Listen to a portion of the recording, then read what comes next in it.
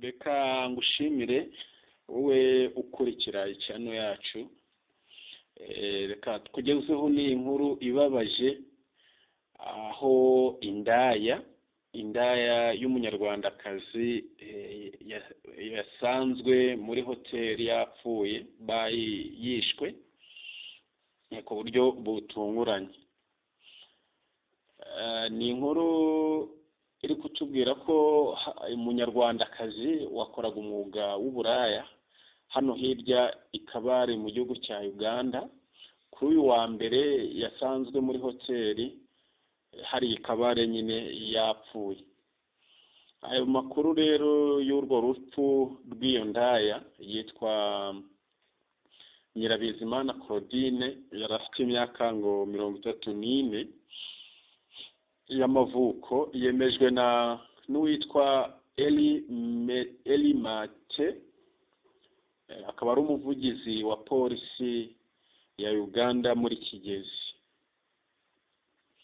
Yabwiye rero abanyamakuru ko ku itariki 9 z'uku kwezi kwa 10 ahagana mu masaha ya 2 z'ijoro aribwo ibyo byabaye. Ni muri New California Bar and Lodge, ni muri lodge yitwa New California, ikaba ifitemo nyine n'amaroge nk'uko byumvikana. Ibarizwa mu gace cyangwa se icyo twakwita kagari ka Kigongi muri Kabale nyine. Niho rero nyakwigendera wari usanzwe ahakorera uwo mwuga w'uburaya yasanzwe mu buriri bwaho ngaho yapfuye, abonwe na manager w'iyo bare witwa Twinomugisha Evan,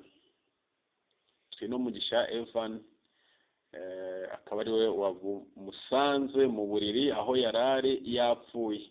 Hanyuma manager w'iriya hoteli icyo yabwiye polisi ni uko ngo uriya munyarwandakazi yayibagamo gutyo kuva ku itariki 9 Nyakanga, kuva ku itariki 9 Nyakanga, akaba yahabaga hakorera ubucuruzi nyine yicuruza, ari nayo mpamvu yiswe indaya. Ngayo rero nguko kuri iyo nkuru ibabaje kuva hariya mu gihugu cya Uganda. Reka ngushimire.